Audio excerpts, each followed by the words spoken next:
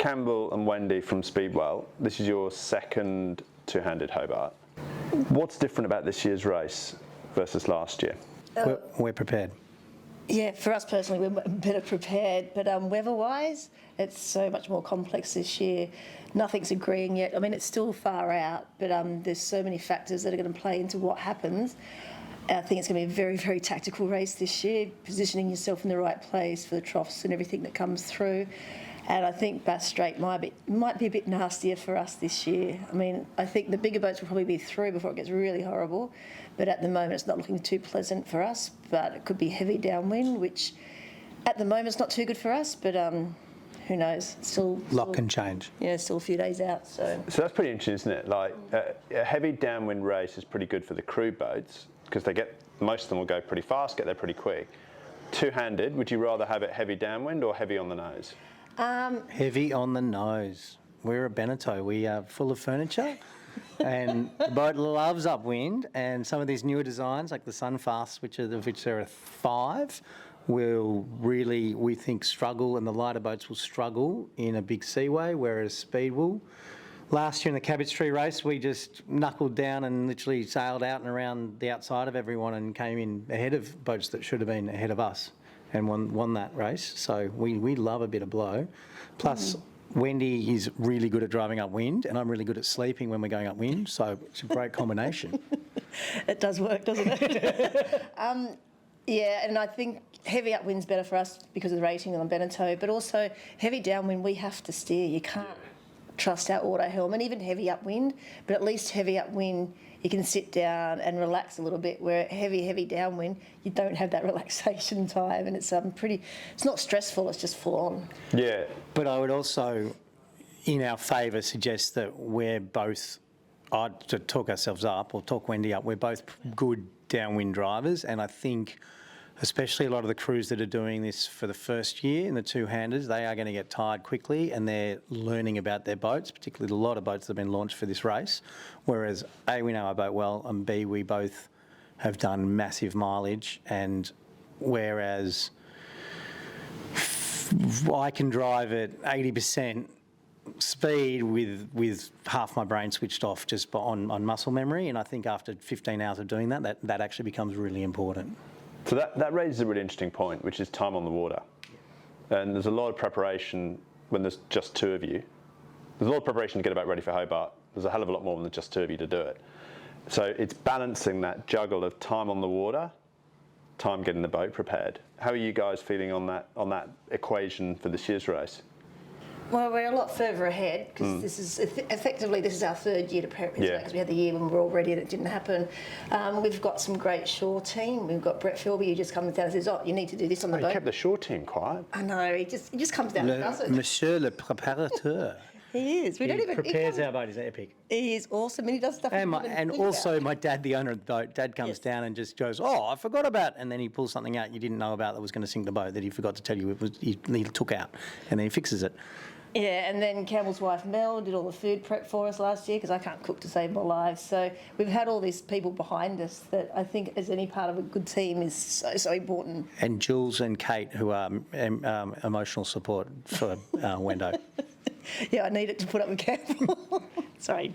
It's true. It's true. He knows it. We haven't sailed as much together this year as last couple of years, but we've both sailed together a lot over the years, and B, we've separately both sailed a lot. We know the boat very well, so we've sort of haven't done probably as much as we'd like. Wendy decided to go to Turkey for 7 months and just hung around. Maybe 6 months. Maybe not quite that long. But we went, the races we've done and the training we've done, we're pretty happy. The good thing about two-handed is you can get out, train in an hour, get back in, and you actually get more done than if you have 12 people, because you're just people running there's no movement, so few moving parts. You do everything really quickly. And I think something really important that we know each other's strengths and weaknesses. Like you pretty much have I have no weaknesses. No, you have every weakness under the sun, and I have double that. No, but I think that's really important. We trust each other's decision making. While the other person's off watch, we'll trust each other's decision making if we're going against what we were thinking of doing. That's actually important. There's a couple of crews where you look and wonder how that dynamic's going to work with them, where there's obviously a stronger person, whereas with us, I can happily go to sleep knowing that Wendy will. We're on the same page all the time, and I guess when we started this whole journey, it's a journey. Voyage of discovery. We both pretty quickly we know each other pretty well, and we were tuned into each other. And I mean, Mel, my wife's not letting me go to sea with anyone except for pretty much Wendy, that's nice. because she Thanks, trusts Mel. her, and we know Wendy's done 2 laps of the planet, and 2.5, 3 laps of the planet, and if nothing else, I'm going to be safe, and we'll get there, which is kind of important. It turns out. Arriving. Yeah. And I think that's a big thing of last year. We went out in the big blow and we were safe, and we got through the first night and we lost half our competition. Annoyingly, Disco Trooper made it through the first night as well, but what are you going to do? They're not here this year, but there's a lot more competition this year. But yeah, and I think that's important. Like, we had a plan, and the plan changed, and the reasons for it were totally acceptable. And as Campbell said, you've got to finish the race to do well in the race. And if we kept going out, it wouldn't have happened. You know, you're laying on your bunk thinking, gee, I hope that cupboard's not going to fall off and hit me in the head. And it didn't. The boat's really well built. But Campbell knows the boat so well because his dad's had it for so long and he's done so many miles on it, and that's huge. So talk about that then, because there's boats that are designed for two-handed sailing, and then there's a lot of boats that haven't been designed for two-handed, been adapted, and yours is a classic case in point. So what have you done to your boat to get it optimised for the two-handed program? So the boat was designed as an IRC boat for the Med, but Dad had it and has used it as a twilighter. We've done 15 winter series on it, and got a huge amount of joy out of it. But then, when we didn't really know what it was going to be like offshore, but it is a phar design. If you look at it, it's actually it's got that same lovely lines that a phar 40 have and that the 40.7 have, which are 2 really, really successful phar designs. And we're constantly surprised by how lovely it is offshore in a seaway. Like, it just enjoys going upwind in a swell. But I think one of the biggest changes we did, which has allowed us to carry that big kite we've got for a lot longer, is change the rudder. Yeah, but that was done beforehand. Thanks. Yeah. But that was a big change that all the boats have done. But we put a bigger kite on, which made a massive difference downwind. Meant we could actually keep up with some of the newer boats. We went to hank head sails, so if we do have an OB, we can just hove to and smash the halyard down, and then you've got rid of your head sail without having to get someone up there and pull it down out of a foil. So I think safety-wise, that's the hugest one. Yeah, Wendy, was that a safety initiative rather than ease of boat handling? Yeah, for me, definitely, I was the one that suggested it and said safety for sure, because you don't have to be on the foredeck to get the sail down. So yeah, then we changed the luff of the mainsail, so you can actually reef it because it was all bolt rope. Right. You can't drop the bolt rope out, disaster. reef out, then try to put it back in. So where the reef points are, it's on cars now, so it doesn't come off the track, which is. So you got half bolt rope. No, full. It's full cars now. Cars all the way, yeah. Full cars. We experimented with that and went full cars. We've done all the normal things. Our biggest issue is that if you bought a modern two-handed boat, you have a tiller and your winches are right here, and you can do all of this. Yeah. We've got this big wheel, so you sort of spend a lot of your life in front of the wheel driving like this, and by the end of the race, your shoulders are destroyed because you're sort of doing this awkward thing all the time. But we keep refining. We've now set up a first reef Cunningham, so we can reef from in the cockpit that we didn't have last year.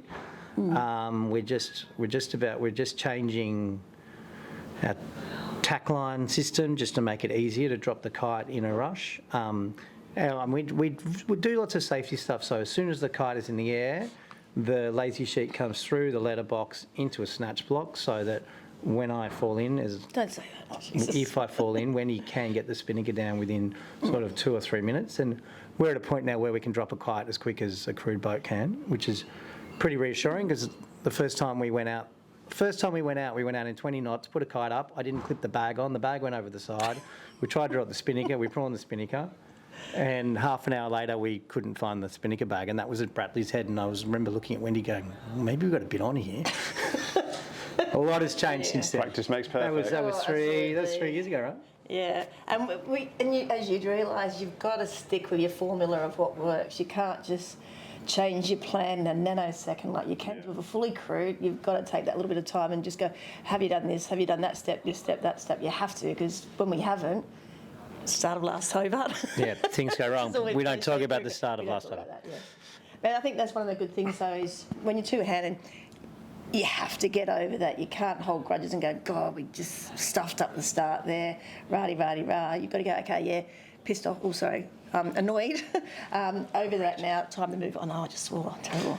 So you can't carry that annoyance, whereas on a big crew, you know, you might have a couple of people sitting on the There's rail, always someone you can pick on. Yeah, There's always someone you can pick on. That's a really interesting point, and it's I probably pick one on that's not necessarily appreciated when you go into the two-handed. It's a pretty intimate relationship. Yeah. Yeah. Like, it is like any relationship. You're going to have moments of tension, Yeah. and it's like a business partner or a marriage at some points. How you can navigate those, you're going to have challenges. Oh, absolutely. And it's how you navigate that as a team Yeah.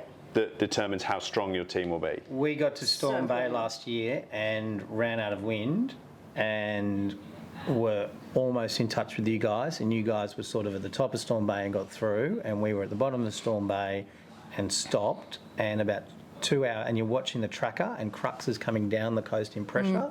So the guy in front is more sailing away and the guy behind is sailing towards you, and I properly had, let's call it a moment, and Wendy just looked at me and went, go to bed. And I did. And it was the best, but I popped up like an hour later going, but I got that little bit of sleep that was it's the huge, difference, and actually Yeah. calmed down. And actually, I lay in my bunk going, shit, we've got this far. Oh, now I've sworn. Jesus. We've got this far. I was like, we've got this far. This is pretty cool. And Yeah, no matter yeah. what, we're going to finish in Hobart. So, hey. And it was a real turnaround then, wasn't it? Because the breeze did come back a little bit. We got our massive big shoot up, had the tunes on, and it was just lovely sailing, wasn't it? And then the breeze just started increasing. It's like, yeah, okay, we've got to jibe again. Maybe we better turn the tunes off now so we can hear each other. And it came good. Third on IRC. Yeah, we came good. Yeah. Yeah, it came good. It did. And again, when we began this program, discussing IRC results and expecting to be competitive was not high on the list. It's like, we're like, let's do this as an adventure, and suddenly Yeah. here we are getting annoyed because we got third on IRC, not second.